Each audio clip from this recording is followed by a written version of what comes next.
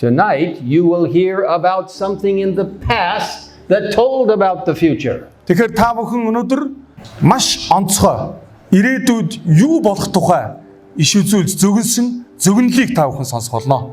Again, all from the Word of God. I hope you have your own Bible. If you don't, we'll help you get one. Тэгээд мэдээж та бүхэн Библийг авчруул сайн. Тэгээ өөрийн Библийг авчраад уншиж судлуул илүү хэрэгтэй. Хэрвээ танд Библи байхгүй бол бид таныг Библитэй болоход туслах болно. Now, tonight's subject is Revelation's biggest surprise. За өнөөдөр сэдв маань болохоор хамгийн том гинтийн бэлэг гэдэг нэртэй. How many mothers or fathers have taken a little baby and looked at this precious face, as last night we did? Someone brought a small baby. We looked into the face, and a parent will say, "What future does my baby have?" Өчтөр орой маш бяцхан хүүхдэд дагуулсан нэгэн ээж ирсэн. Яг түүнтэй адилхан та бүгдийн дотроос тэ хичнээн өөрийнхөө тэр ангир бяцхан үрийг хараад тэ тэр царай руу хараад тэгээд миний хүүхд миний охинд ирээдүйд юу тохиолдох бол үр хүүхд минь ямар хүн болж өсөж торних бол гэж өөрсөөсөө асуудаг баг. And when you look into those precious eyes, you ask the question, will the world be safe for my child? Тэгээд үр хүүхдүүдийнхаа нүд рүү хараад эцэг их болгоны толгойд ямар бодол ордог вэ гэхээр үр хүүхд минь амар жимэр аюулгүй өсөж торноход энэ дэлхий үнэхээр аюулгүй газар мөн үү гэдэг ийм асуулт төрдөг. Is anybody in control of the world? Энэ дэлхийг өдөрдөж залж чиглүүлж байгаа хэн нэгэн байна уу? Now let me ask the question, where do you think we can find reliable information about who is in control? Энэ дэлхийг хэн өдөрдөж байгаа вэ? Хэн энэ дэлхийг захиран чиглүүлж байгаа гэдэг мэдээллийг бид бүхэн хамгийн баталгаатай их сурулж болох. Хаанаас бид бүхэн сонсож мэдэж болох вэ? The Bible tells us in what we call the Old Testament, in the book of Deuteronomy, and those of you who are not acquainted with some of these books of the Bible, you will become acquainted. Библийн хуучин гэрээ гэдэг ном байдаг. За тэгээд тэр номны Дэд хууль гэдэг номонд бол маш онцгой нэгэн мэдээлэл байгаа. Магадгүй та бүхний дотроос зарим нэг нь энэ Библийн номны нэрсүүдтэй тийм ч танил биш байж магадгүй. In chapter 29, verse 29, Pastor Orgil is going to read that for you. За тэгээд Дэд хууль гэдэг энэ судрын 29-р бүлгийн 29-р ишлэлдэр ингэж хэлсэн байна. Нууц зүйлс нь бидний бурхан эзэнд хамаарах бөгөөд харин илэрч мэдэгдсэн зүйлс нь бидэнд бидний хүүгүүдэд үрд хамаарна гэсэн байна. Now, over 2,500 years ago, God revealed something to an ancient king. Одоогоос 2500 гаруй жилийн өмнө Тэнгэрийн бурхан нэгэн онцгой иш үзүүлгийг, онцгой зөгнөлийг, онцгой үйл явдлыг нэгэн эртний хаанд илчилж мэдээг өгсөн байна. And it was written so that not only the king would know, but we would know also. Тэгээд тэрхүү иш үзүүлэг бичигдэж бидний гар дээр ирсэн. Тэгэхээр энэ мэдээг зөвхөн тэр хаан мэдээ зогсохгүй өнөөгийн бид ч гэсэн тэр мэдээг юу байсан бэ гэдгийг мэдэх боломжтой болсон. What was written will give hope to the people of Ulaanbaatar. Тэгэхээр тэр мэдээ бол өнөөдөр Улаанбаатарчуудад энд байгаа хүмүүрт итгэл найдварыг өгөх мэдээ юм аа. It will give us hope that the world is in the hands of God. Энэ мэдээг сонссноор хүмүүрт ямар итгэл төрөхөө гэхээр бурхан энэ дэлхийн хувь тавиланг өдөрдөн өөрийн гартаа тэрээр контролтой байгаа мэн гэж. And one day very soon, тун удахгүй тэр өдөр ирнэ.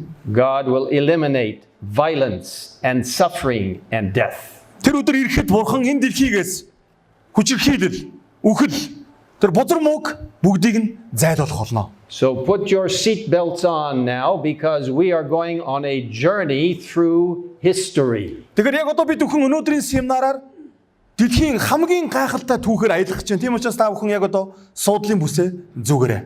To discover God's plan for this earth.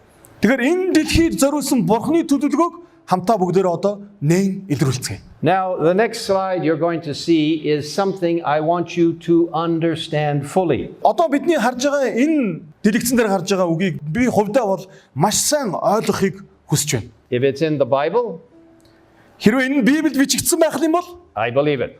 би итгэх болно. If it disagrees with the Bible, Хэрвээ Библиэс зөрөөд явчих юм бол Библийг дэмжихгүй бол then that is not for me. би хизээч дагахгүй. All right, now with Pastor Orgel, I want you to repeat it together with him. Тэгээд намайг уншихад та бүхнийг бас дагаад цуг уншаасаа гэж хүсэж байна. 3 Хэрв энэ нь Библиэд байгаа бол би итгэж дагах болно. Хэрв энэ нь Библиэд зөрчилдөж байвал би дагахгүй.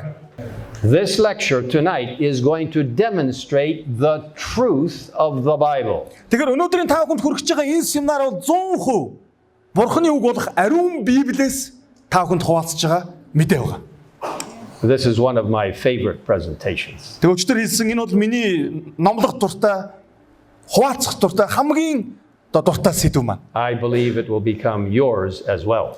Энэ семинарыг сонссны дараа энэ мэдээ өнөөдрийн сэдв таны хувьд ч гэсэн хамгийн дуртай түүх болно гэж We хэлдэг байна. begin our journey in the book of Daniel, which is in the Old Testament, chapter 2. Тэгэхээр өнөөдөр бид бүхэн хуучин гэрээний, Библийн хуучин гэрээний Даниэл номны 2 дугаар бүлэг дээрээс түүхийг судлах болно. Pastor Orgel, please read. Даниэл 2:1 дээр Небухадназарын хаанчлалын 2 дахь жилд тэрээр хідэн зүүдэлсний улмаас сэтгэл нь хямарч нойрон хулжих болжээ. Oh, this king was so troubled and absolutely confused. Тэгээ энэ хаан бол нэг хачирхалтай зүүдэлсний дараа бол бүр толгойн эргэж орхисон. Тэгээд үнэхээр тэр зүүдний утга учирыг ойлгохын тулд ерөөсөө байд сууж чадахгүй байсан. He called all of his wise men to the throne room. Тэгээд яг хааны тэр одоо сентийн өмнө хаан суудлын өмнө хааны бүх илвчид мэрэгд одоо эдэм чадaltaй бүх хүмүүс ирсэн байна. Tell me what I dreamed last night and tell me what it means. Тэгээд хаан тэдгээр бүх хүмүүст юу гэж хэлсэн мэхээр урд шин миний зүүдэлсэн зүүдийг надад хэлж өг. Тэгээд зүгээр хэлээ зогсохгүй утгыг надад тайлбарлаж өг гэж хэлсэн байна. Well, these wise men, so to speak, they were confused themselves. Тэгээд энэ үгийг сонссон нөгөө хааны дэргэд ажилдаг те мэрэг төлөгчд бол бүгдээрээ одоо эвгүй байдалд орсон ба. You know people like this. Хүмүүс яг иймэрхүү байдалд ордог шүү дээ. They pretend to be wise, but really they're rather sneaky. Хүмүүс тэгэл яг гаднах байдлаар одоо айгуу тийм юм мэддэг юм шиг мэрэгэн хүмүүс шиг харагдахад хичээдэг. Гэхдээ яг дотроо бол те юу ч мэддэггүй ийм хүмүүс. Oh, great king, live forever. Тэгэл те хаан минь та урт удаанаас голтгоо гэл. Tell us your dream and we will tell you what it means. Тэгээд юу гэсэн мэхээр та боодуудаа зүүдээ ярил бид тайллыг нь айлтгаж өгье гэсэн. But the king was really mad. Хаан бол үнэхээр ууралж гисэн. I don't know what I dreamed. Гэхдээ би мэдчихсэн бол та нарыг дуудахгүйс. Би мэдэхгүй байна. Санахгүй байна. God had mysteriously taken it from his mind. Тэгэхээр бурхан энэхүү хаанд үзүүлсэн зүүдээ маш онцгой байдлаар түүний одоо оюун ухаанаас авчихсан байгаа. So what does verse 9 say, Pastor? Даниэл 2:9 дээр ингэж хэлж байна. Тийм учраас надад зүүдийг яригтун. Тэгвэл та нарыг тайллыг нь айлтгаж чадна гэдгийг би мэдэх болно хэмээн хариулав. In other words, the king says, don't pretend that you're wise people if you don't even know what I dreamed. Тэгээд хаан бол юу гэж хэлсэн мэхээр үнэхээр мэдхгүй байгаа бол мэдхгүйгээ надад хэл битгий мэддэг юм шиг царайлаад гэсэн. You tell me what I dreamed and tell me the meaning. Надад зүгээр миний зүүдсэн зүүдийг л хэлээд л тэгээд утгыг нь бас тайлбарлаад өгсөн. Well, what did those wise men respond? Verse 10. Нөгөө хүмүүс юу гэж хариулсан бэхээр үүнийг хаанд хэлж чадах хүн газар дэлхий дээр нэг ч үгүй гэсэн ба. And it was true. Энэ бол нэг талаар үнэн байсан. Nobody could tell what that dream was or the meaning. Үнэхээр бурхангүйгээр нэг ч хүн энэ зүүдний утгыг бол зүүдийг утгыг тайлбарлаж чадахгүй байсан. Only the God in heaven could reveal what he had actually given to the king.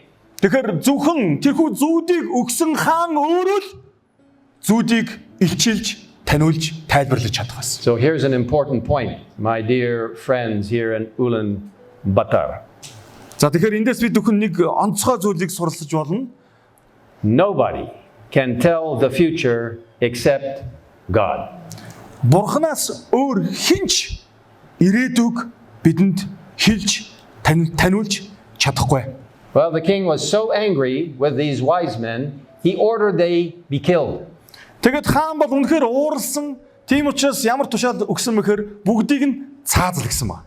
The news reached another important wise man who was truly wise. Тэгэд энэ хааны тушаал зарлиг ордон даяар тарсан. Тэгээ энэ мэдээ хин дээр ирсэн мэхээр хааны ордонд үйлчилдэг нэгэн гайхалтай мэрэгэн ухаантай Даниэл гэгч залуугийн чихэнд иржээ. Daniel, who was one of the wise men and one of the rulers in the kingdom. Тэгэхээр Даниэл бол хэн байсан бэ гэхээр хааны ордон дох тэр мэрэгдийн нэгээр сонгогдсон ийм залуу байсан баг. Unlike the other wise men, Daniel was a believer in the Almighty God. Гэхдээ хааны ордонд байсан тэрхүү мэрэгдийн дотроос Даниэлийн ялгаатай зүйл нь юу гэхээр Даниэл цорын ганц Тэнгэрийн хүчирхэг бурханд итгэдэг нэгэн байжээ. The news reached Daniel, you're going to be killed. Тэгээд мэдээ Даниэл дээр ирсэн. Даниэл энэ бүх мэрэгдүүдийг бүгдийг устгах гинэ гэдэг энэ мэдээ. And he asked the executioner, the soldier who was coming to kill him, his name was Arioch. За, Ариох гэдэг нэгэн цэргийн жанжин ирээд тэгээд хааны зарилгийг биелүүлэхээр Даниэл дээр сэлмээ бариад ирсэн ба. And Arioch explained to him what had happened. Тэгээд яагаад ямар учраас ийм зарлиг гарчваа гэдгийг Даниэлд энэхүү жанжин тайлбарлсан. So before he was killed, Daniel was able to get an audience with the king. Тэгээд ямар ч хэлсэн үхээс өмнө ямар нэгэн байдлаар хаантай уулзах ийм боломжийг хүссэн ба. He said, "Oh king, give me just a little bit of time." Тэгээд хаанд юу гэж хэлсэн бэхээр Даниэл хаантан минь ямар тач надад нэг жоохон цаг өгөөч гэж гуйсан. I will go to pray to the God of heaven. Би Тэнгэрийн бурханд очиж залбирч мөргөн. And he will reveal what you dreamed in your bedroom. Тэгээд Тэнгэрийн бурхан миний залбирлыг сонсож таны зүүд нойрондоо харсан тэрхүү зүүдийг надад харуулах болно гэж хэлсэн. And I will return and tell you what you dreamed. Тэгээд би товсон цагтаа буцаж ирээд та юу зүйлсэн бэ гэдгийг чинь танд би өөрийн амаар хэлж өгье гэж хэлж. The king allowed Daniel a little time. Тэгээд хаан энэ хүсэлтийг хүлээн авч Даниэлд хэсэг хугацаа өгсөн байна. Daniel prayed to the God of heaven. Даниэл өөрийн итгэдэг Тэнгэрийн бурханд хандан залбирч гин. God responded. Бурхан түүний залбиралд хариулсан. I want to tell you, every one of you here tonight, if you pray to the God of heaven with a sincere heart, He will hear you. Тэр энэ орой энэ танхимд ирсэн хүн бүр тандан би чийсгээс хэлмээр байна. Хэрвээ та Тэнгэрийн бурханд хандан чин сэтгэлээсээ залбирах юм бол тэрээр таны залбирлыг заавал сонсох болно. The mysteries of God are explained to men and women who pray to Him. Тэгэхээр цорын ганц ер бусын бурхан эзэн л хүмүүний залбирлыг сонсож хариулт юм аа. What did Daniel pray? Тэгэхээр Даниэл юу гэж залбирсан бэ? Pastor?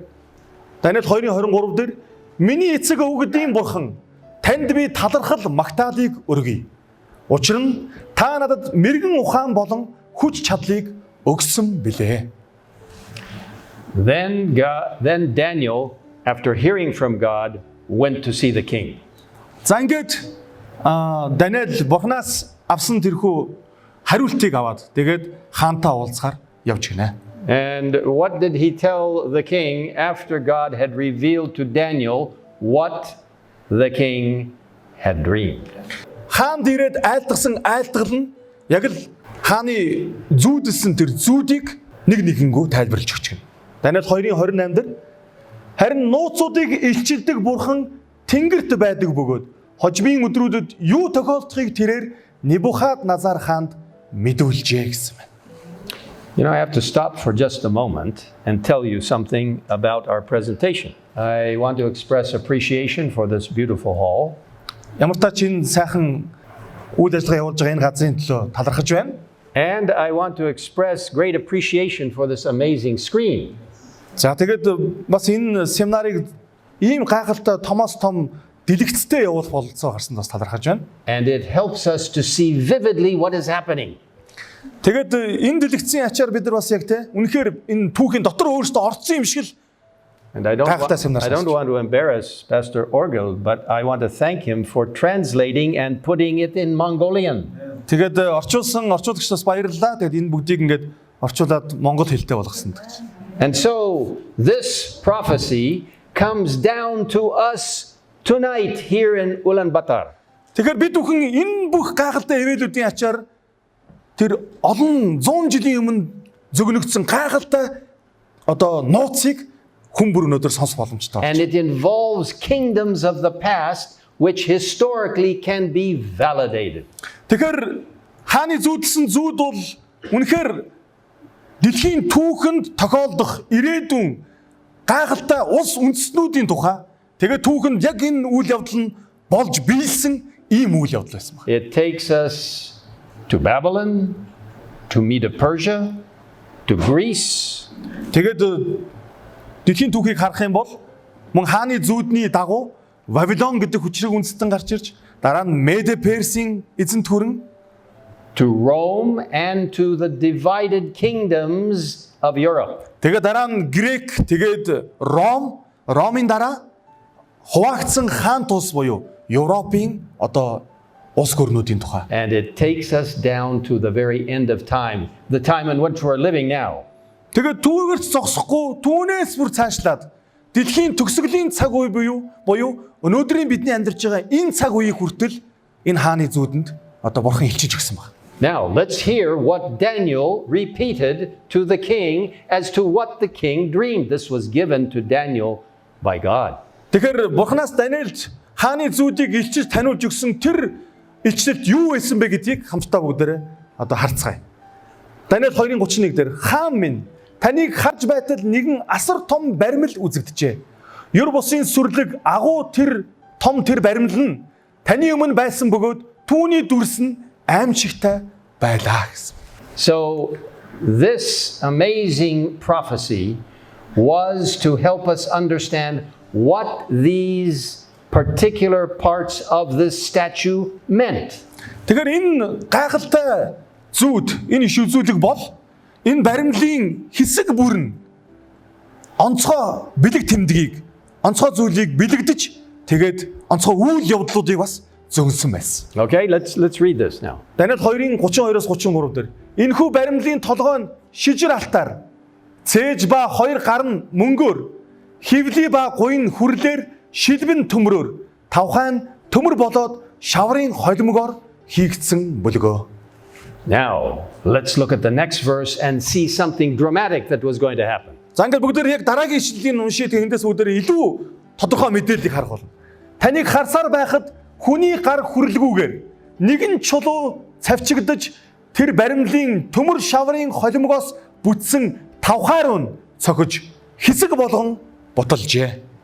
Verse 35 now. 35 дугаар ишлэлдэр тэгээд төмөр шавар хүрэл мөнгө алтан бүгд нэгэн зэрэг бутран 100 тэрэмтсэн тарианы хэвг мэт болжээ. Салхи түүнийг хийсгэж ор мөргөө алга болгоо. Okay. Daniel explained now what was he going to do as far as explanation of the meaning. Тэгээд Даниэл зөвхөн хааны зүүдэлсэн зүүдийг хилээд зогсохгүй үргэлжлүүлээд тэр зүүдний утга яг ямар утгатай байсан бэ гэдгийг тайлбарлаж өгсөн байна. The next verse. 36 дугаар ишлэлдэр зүүд нь ийм байсан бөлгөө. Одоо бид зүүдний учрыг хааны өмнө хэлж өгье. Хаан минь та бол хаадын хаан. Та бол тэрхүү алтан толгой мөн. You see this head of gold on this statue, this image that the king saw in the dream. Тэр хааны зүүдэнд үзэгдсэн тэр баримлын зөвхөн толгой нь алтан байсан гэдгийг та бүхэн сайн уншсан те? Represented King Nebuchadnezzar, the king of Babylon and Babylon itself. Тэгээд бурхны илчилж өгснөөр мөн Даниэлийн хаанд хэлснээр энэхүү алтан толгой хэнийг төлөөлж ирсэн мэхээр Небухадназар хаан буюу түүний хаанчиж исэн Вавилон гэдэг улсыг төлөөлж байж. And you see the years in which this kingdom reigned or was in control. Тэгээд дэлхийн түүхийг харах юм бол энэ улс яг үнэхээр байсан үгүй гэдгийг бид хүн харж болно. Манай эртний өмнөх 605-аас 539 оны хооронд Вавилон гэдэг улс мандан бадарч яжээ. Even though this is quite a few kilometers from Mongolia, Mongolia is just a little bit further up there in the corner. This happened in history and it is for us to understand. За Монголоос бол тийм амар ч холгүй газрын зур дээрс харах юм бол Монгол жоохон тийш яваад байгаа. Тэгэд энэ улсыг алтан толгоогоор харуулсан байна. Nebuchadnezzar established one of the greatest kingdoms. Тэгээ түүхийг харах юм бол Небухадназар хаан бол эртний Вавилоны үнэхэр гайхалтай улсыг бол байгуулсан. They used excessive gold. Тэгээд энэ улсын нэг онцлог нь ерөөсөө бүхий зүйлээ алтаар хийдэг улс байсан байна. It was one of the most wealthiest kingdoms on earth. Дэлхийн түүхэнд улс гүрүүдийн дотроос хамгийн баян чинээлэг ийм улс байсан. It had hanging gardens that were the wonders of the world. Тэгэл маш гайхалтай цэцэрлэгүүд, маш гайхалтай ордон байгуулсан. The temple of Marduk had 18 tons of gold. I don't know, you can work that out in kilograms. За тэгээд археологийн судалгаагаар энэ Вавилоны нийслэлд байсан Мардук бурхны сүмийг барих гэж 18 тонн алтыг хэрглэж ирсэн. Та бүхэн үнийг килограм руу шилжүүлээ бодоод үзээрэй. It's 16,000 kilograms of gold. За тэгээд ойролцоогоор 16,000 килограм гэж. So you see why God used gold to represent Babylon. Тэгэхээр бурхан бол алтаар юуг төлөөсөн бэ гэхээр Вавилоныг төлөөсөн байна. Even for the throne of the king himself, 7,000 and more kilograms were used for a throne. Хааны синтиг 7,700 килограм алтаар хийсэн ийм синтитэй. A throne in this temple. Тэгээд тэр синти болохоор сүм дотор нь байдаг. So no wonder God said, "You are the head of gold." Тэгээд энэ бүгдээс харах юм бол бурхан яагаад Вавилоныг алтан толгой гэж дуудсан ойлгомжтой байгаа. Well, the prophecy continues. Read the next verse. Даниэл номын 2:32 дээр энэхүү баримлын цээж ба хоёр гар нь мөнгөөр гэсэн байна. After Babylon, another kingdom would come. Түүхийг харах юм бол Вавилон гэдэг улсын дараа өөр нэгэн хаан тус гарч ирсэн. The Medes and the Persians overthrew Babylon. Тэгээд Медэ Персийн хамтарсан айрам Вавилоныг унгаасан байна. You don't have to guess about this prophecy because it says another kingdom will arise. Тэгээд яг гэвэл Даниэл номын 2:39 дээр гэсэн байна те. Дараа нь 3 дахь хүрлэн хаанчлал гарч ирэн бүх дэлхий захирна гэсэн байна. Now history reveals exactly what happened. Түүх бол яг энэ зүүдийг батарж байгаа юм шиг яг таг биелээд явсан. In chapter 5 of Daniel, Даниэл номын 5 дугаар бүлгийг харах юм бол the grandson of King Nebuchadnezzar Небухадназарын ач хүү had a big lavish party маш сүрлэг нүсэр ийм найрыг хийсэн байгаа. with literally almost thousands of people there. Хэдэн мянгаараа ирээд тэр найранд оролцсон. The wine was flowing and people were having such an exciting time. За тэгэл хүмүүс дар суугаал хүмүүс тэр наригд цингээл ингээд ерөөсөө үнэхээр зугаацж ийсэн ба. In the midst of all of this messy party, Тэгээ үнэхээр бүр ийм завхрал гажуудлаар дүүрсэн ийм найрын дунд God interrupted the feast. Бурхан маш онцгой нэгэн зүйлийг хийсэн. A bloodless hand, a hand that was not human, wrote on the wall and everyone stopped and watched. Гэгүнд найрын дунд ханан дээр хүний гар биш маш онцгой гар гарч ирээд бичиж эхэлсэн байна. You can't see it too clearly, but up here it was being written some words. Тэгээ энэ дэлгэцэн дээр бол яг тийм сайн харагдах байгаа ч гэсэн энэ зураг дээр бол энэ болонд нь ингээд нэг үг гарч ирж байгаа. The word mene. Хамгийн ихний үг нь ямар үг байсан вөхөр мене гэдэг үг байсан. It means your kingdom is finished. Энэ үг суудахтай гэхээр чиний хаанчлалын хоног хугацаа дууссан гэсэн үг. Tiko. Хоёр дахь үг нь тикэл гэдэг үг байсан. You have been weighed in the balances and found wanting. Тэгээд чамайг хэмжсэн боловч чи тэр хэмжүүрт нь хүрсэнгүй гэдэг утгатай үг байсан. Peres. Your kingdom is divided and given to the Medes and Persians. Чиний хаанчлал хуваагдаж тэгээд Медэ Персүүдийн гарт орох болно гэсэн утга. You see, Daniel's interpretation can be verified by historical records. Тэгэхээр Даниэлийн иш үзүүлсэн, Даниэлийн тайлбарлсан тэрхүү үзэгдэл үнэхээр түүхэнд бол гайхалтайгаар биелж байгаа. But Daniel was not the only one to predict this. Гэхдээ үүнийг зөвхөн Даниэл ганцаараа урьдчилж хэлсэн юм биш. God named the general or the head of the army who was going to overthrow Babylon. He named him 150 years before he existed. Тэгэхээр Бурхан яг энэ Бабилон гэдэг улсыг унгаж, устгаж гарч ирэх Меде Перс гэдэг энэ армийн тэргүүн жанжин хааны нэрийг Кореш гэдэг нэрийг 150 жилийн өмнө түүнийг төрхөөс өмнө нэрийг нь судагт дурдсан байна. The prophecies of the Bible are accurate and true. Бурханы үг, Бурханы иш үзүүлэг зөвгнөл гэдэг бол үнэн бөгөөд мөн баттай юм аа. The Bible says then another kingdom would come. Даниэл номын 2:39-дэр танаас хойш таныхаас бүрээ нэгэн хаанчлал бий болно гэж хэлсэн байна. It was depicted by the thighs and the mid area of brass. За тэгээд энэ баримлын хүрэл ташаа хэсгийг бол хэлж байгаа. Alexander the Great of Greece led his armies all over the then known world. Тэгэхээр түүгийг харах юм бол Грекийн Александр гэдэг жанжин дэлхийг байлдан дагуулж бүх Европыг бүгдийг эдэлсэн байна. They had bronze helmets and bronze handles on their swords. Тэгээд энэ арминыг онцлог нь бүгдээрээ хүрэл дуулахтай, хүрэл зэвсэгтэй байсан. And the Greek armies dominated the world. Тэгээд энэ хүчрхэг арим гайхалтайгаар гарч ирж дэлхийг захирж эхэлсэн байна. But then the Bible says a fourth kingdom would come.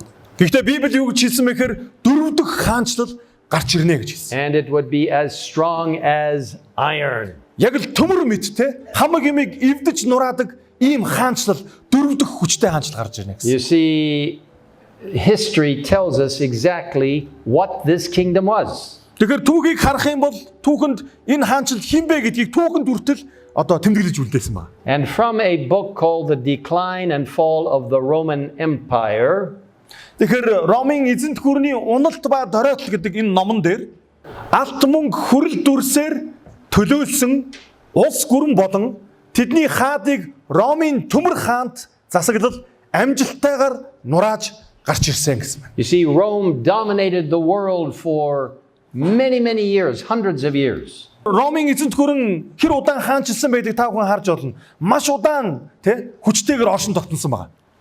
Then what did Scripture tell us? Тэгээд Библиэлд үргэлжлүүлэн юу гэж хэлсэн бэ харцгаая. After this strong iron kingdom represented by the legs, something else would happen. Тэгээд төмөр хөлөөр дүрсэлж зүүрлсэн энэ хаан тусын дараа ямар нэгэн зүйл тохиолдно.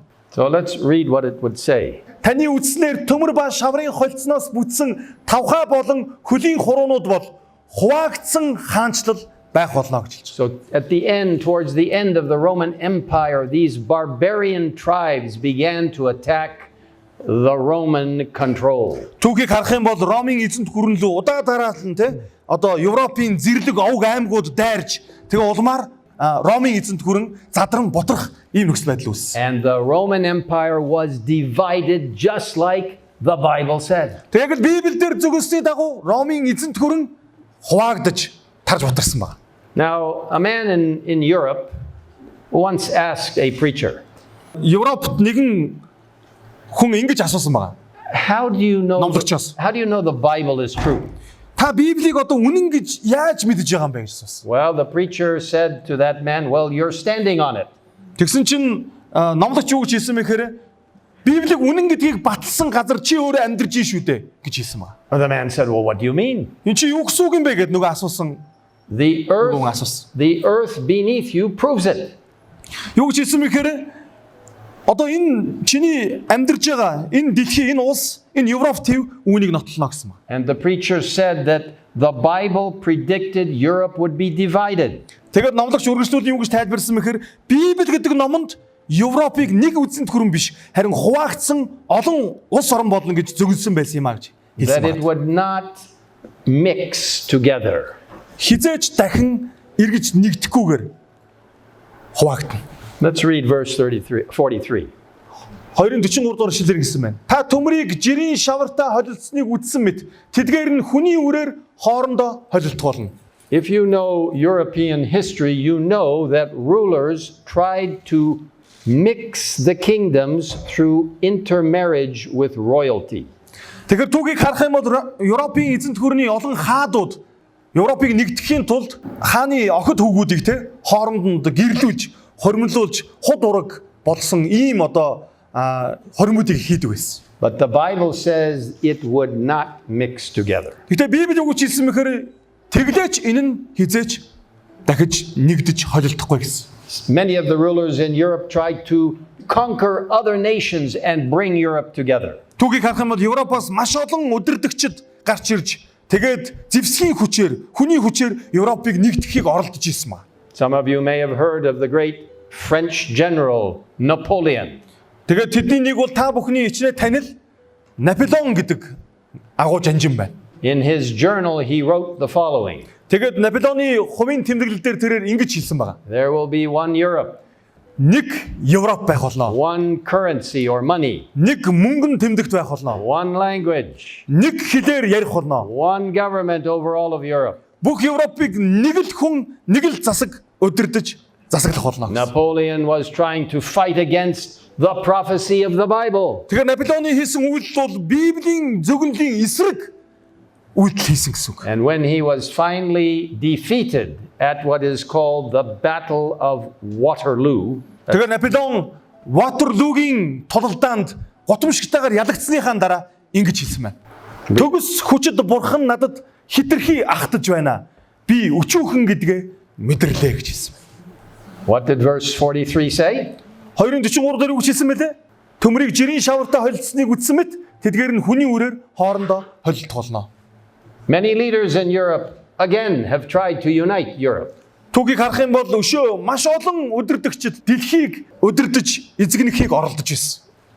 Charlemagne in French area, За Францын Шарлом гэдэг хүн байна. Napoleon and Hitler and Stalin. За тэгээд Наполеон, Гитлер, Сталин. Now, just for a moment, think about Hitler, Adolf Hitler. Тэгээд бүгдээрээ Гитлерийн талаар нэг хэсэг зур бодоод үзье. With his fiery speeches, he tried to encourage the masses of people to fight. Гитлер бол өөрийн бүх ард түмний өмнө, бүх цэргийн армиудынхаа өмнө маш хүчтэй илтгэлийг тавьсан. Тэгээд дэлхийг эзэлнэ гэж хэлсэн байна. He was really a demonic man. He was not led by God. Гитлер бол яг үндэ бол үнэхээр яг бүр буг чөтгөрөөр эзэмдүүлсэн хүн байсан. His motto was one people, Тэгээд түүний хашгирж исэн ураа байсан мөхөр нэг үндэстэн, one empire, нэг эзэнт гүрэн, one leader. нэг өдөрдөгч байна гэсэн. He was a very egotistical person. Маш их тиймтэй эго үзэлтэй. And it almost looked for a time that he was going to take over all of Europe. Тэгээд яг үндэ түүний энэ оролдлого бол бараг л бүтэж маш хүчтэй дайралтыг хийж дайныг ихлүүлсэн. The Allied troops, the troops fighting against Hitler, Тэгээд холбооны айрам бол яасан мэхээр Гитлерийн эсрэг нэгдэж тоглож ирснийг та бүхэн түүхээс харна. they were trapped in a place in Europe called Dunkirk.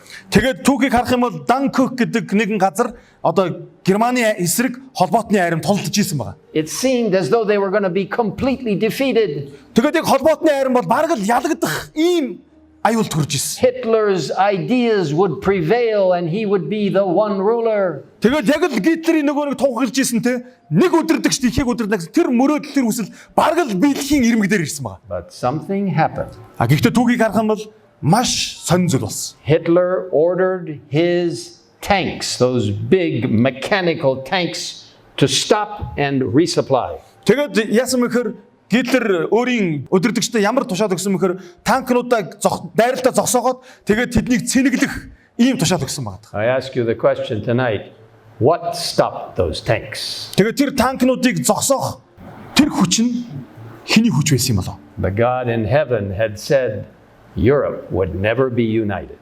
Тэнгэрийн бурхан аль хэдийнэ өөрөө хэлсэн байсан шүү дээ. Европ дахин хизээч нэгдэхгүй гэж.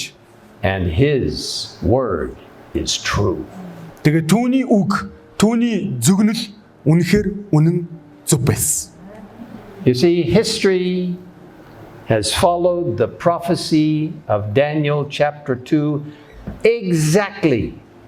Тэгэхээр түүхийг харах юм бол Даниэл номын 2 дугаар бүлэг дээрх энэ зөвгнөл яг таг биелсэн байгаа. God in heaven knows what is going to happen. Тэгэхээр Тэнгэрийн бурхан ирээдүйд юу болох вэ гэдгийг бүгдийг мэддэг учраас юм аа. Even today in Europe, some people are saying, well, but you know, the united Europe united is on its way, but we know that United Kingdom, Great Britain, pulled out.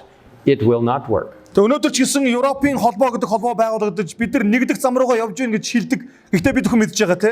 Саяхан гэхэд л одоо англичууд Европын холбооноос гараад явчихсан. Now the prophecy that Daniel explains points to a new time, something that was going to happen. Ингээд энэ зөвлөлийн төгсгөлд маш онцгой нэг зүйлийг те ирээдүйд болох хамгийн чухал үйл явдлыг хэлсэн байдаг. Даниэл номын 2-ын 34 дээр. Let's read that. Таныг харсаар байхад хүний гар хүрлгүүгээр нэгэн чулуу цавчигдаж тэр баримлын төмөр шаврын холимгоос бүтсэн тавхаар нь цохиж хэсэг болгон буталжээ. Тэдгээр хаадын үед хизээч устдашгүй нэг хаанчлалыг Тэнгэрийн бурхан байгуулах бөгөөд гэсэн. So what is that stone, that kingdom that will smash the statue?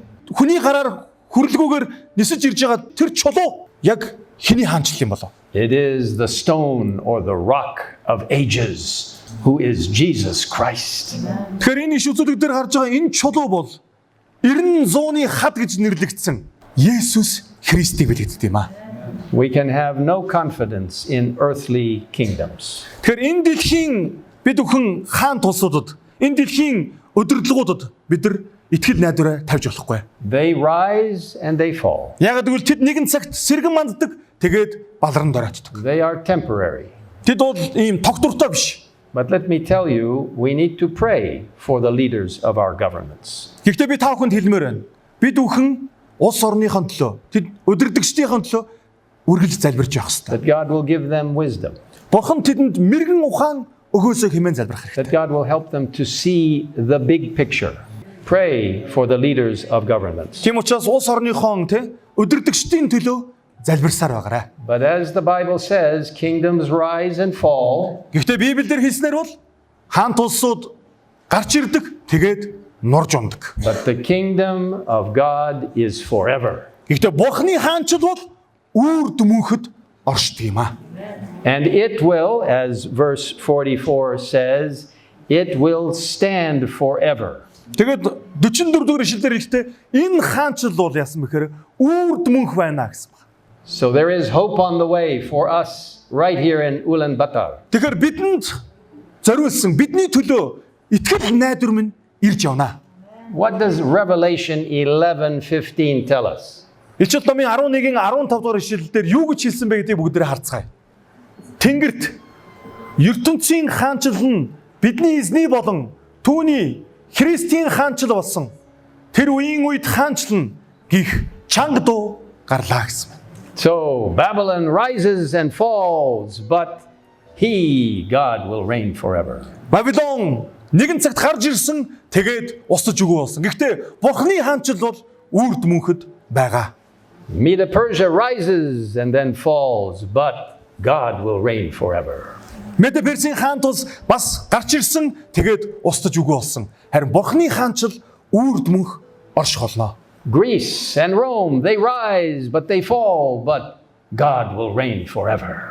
Грек, Ромын эзэн төрөн мөн ялгаагүй сэргэн мандаж гарч ирээд тэгээд устж өгөө болсон.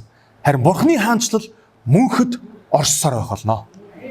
The countries of Europe try to rise, but they fall, but God reigns forever. Европын эзэн төрнүүд, улс орнууд тэд нэгдэж нэгэн цагт хүчрхэг болсон ч гэсэн Бурхны хаанчил үрд мөнхөд орших болно. You see, the great longing in the hearts of people all over the world and here in Mongolia Тэгэд хүн бүрийн зүрх сэтгэлд тийм үү? Зөвхөн Монгол төдийгүй дэлхийд даяар хүн бүрийн зүрх сэтгэлд одоо санаа зовнил байсаар байна. is for peace and security, Амар тайван тийм аюулгүй байдлыг хүн бүр ирж хааж байна. where you can bring up your children without war and poverty. Тэгэхээр ийм үр хүүхдүүдэд дайн дажингүй те ядуурл өсгөлөнгүү ийм газар л амьдруулах юмсан гэж хүмүүс хүсч мөрөөдөж байна. A future that is filled with hope, not with disease and fear. Ямар нэгэн байдлаар өвчин, зовлон, айдасгүй ийм итгэл найдвараар дүүрэн ирээдүг үр хүүхдүүдтэй ээж аав нар хүссээр байна. And one day the kingdom of God will be established forever. Тун удахгүй нэг л өдөр Бурхны хизээч устдашгүй тэр мөнхийн хаан тус байгуулагдах болно. Jesus will come down through the corridors of space. Есүс Христ Тэнгэрээс яг л хүндэтгэлтэйгээр задран бууж ирж тэрээр бидэнд үзэгдэх болно. One day he will blaze down through past all the planets of the world and of the universe. Энэ ертөнцийн од гариг гисүүдийг бүгдийг өнгөрөөд Есүс зөвхөн дэлхийг зорин бидний төлөө ирэх болно. One day the earth will shake. Тэгээд тэр өдөр дэлхий чичирч дөргих болно. And one day we will look up into the skies, into the clouds of heaven and see Jesus coming. Тэгээд нэг л өдөр, яг л тэр өдөр бид өхөн Тэнгэрт үйл хөлөглөн мянган Тэнгэрчтэйгээ ирэх Есүсийг нүдэрээ харах болно. We will say, "This is our God." Тэгээд бид хэлэх болно. Энэ бол бидний Бурхан. We have waited for him. Энэ л Бурханыг бид хүлээж байсан юм шүү гэж хэлээ. And he will save us. Энэ Бурхан бол бидний аврагч гэж дуудах болно. One day you and I will be caught up in a tremendous space trip. Тэгээд тэр өдөр бид бүхэн гайхалтайгаар өөрчлөгдөж тэгээд дээш өргөгдөн эзэнтэй аялах болно. To spend eternity with God. Тэгээд мөнхийн улсад Бурхантай үрд мөнхөд хамтдаа орших болно. No more death or pain. Өвчин зовлон үхэл гэж үгүй байх болно. No more COVID-19, no more fear. Айдас, тахал, COVID-19 гэж байхгүй болох цаг ирнэ. No more violence, no more pain. Хүчирхийлэл, нулимс, өвдөлт гэж үгүй болно. We will live in the perfect unity that God gives us. Бурхны өөрийн хүмүүст өгсөн гайхалтай эм нэгдлийн дунд мөнхөд хамтдаа амьдрах болно. Oh, I want to be there that day. Яг тэр өдөр тэр газар би байхыг хүсэж байна. How many of you would like to be there that day? Та бүхнээс хичнээн яг надтай хамт тэр газар байхыг хүсэж байна. Amen. Амен. Amen. Tomorrow night, we will be talking about who drives all the evil and violence in this world. Маргаашаараа бид бүхэн энэ дэлхийг ямар хэргийн эзэн, хингэргийн төхөөрн, ийм аимшигтай, зовлонтой, үхэл хагацтай, аюултай дэлхий болгоч ба гэдгийг бүгдээрээ ойлгож сонсох болно. What is evil power? Адгийн морийн сүнсний хүч чадал гэж юу байдгийг бүгдээрээ маргааш судлаа. You know, the devil himself, and I believe there is a devil, absolutely. Миний хувьд би бол буг чөтгөр байдаг гэдэгт бол итгэдэг. Come tomorrow night and you'll find out the history of the devil. Тэгээ маргааш бүгдээрээ яг энэ газараа хамтдаа цуглаад тэгээд бузар муу хаанаас гарч ирсэн бэ гэдгийг хамтдаа судалцгаая. And the devil wants people to believe, oh, that's just some fairy tale, that's just some untrue story. Тэгээ сатан бол биднийг нэг ийм хэрэггүй үнэн биш ийм ярианд битгий итгээ гэдээ биднийг бол холдуулахыг хүсэж байгаа. But it's a true story. Гэхдээ яг үндэ маргаашийн хуваалцахын түүх бол туйлын үнэн түүх. And God has the power to overrule the devil. Бидэнд байгаа итгэл найдар бол Бурхан адгийн морийн сүнсийг хүртэл ялан дийлэх ийм хүч чадалтай. And he will give you power to be protected from the devil. Тэгээ Бурхан танд ч гэсэн морийн сүнсийг эсэргүүцэн зогсох хүч чадлыг өгөхийг хүсэж байна. Because when Jesus comes and ultimately remakes this earth, тэгээд Есүс энэ дэлхий дээр ирээд тэрээр энэ дэлхийг цоон шинээр бүтээх болно. the devil will be destroyed. Тэгээд муу муухай устж үгүй болно. And we will live in a peaceful life forever. Тэгээд бид бүхэн амар жимэр, амар амгалан амьдралаар амьдрах болно. So tomorrow's lecture is tied in very closely with this presentation tonight. Тэгэхээр маргаашийн сэдв маань яг л энэ өнөөдрийн тавханд хүргэсэн сэдвтэй маш утга агуулга холбогдох ийм сэдв байх болно. Come tomorrow night and bring someone with you. Маргааш тавхан хүрэлцэн ирээрээ тэгээд найз нөхдөө хин нэгнийг дагуулад хурж ирээрээ. And I guarantee you will be filled with hope for the future. Тэгээд маргаашийн семинарыг сонсноор та бүхэн ирээдүйд итгэл найдвараар дүүрнэ гэдэгт би итгэлтэй байна. See you tomorrow night. За маргаашаараа уулзцгаая.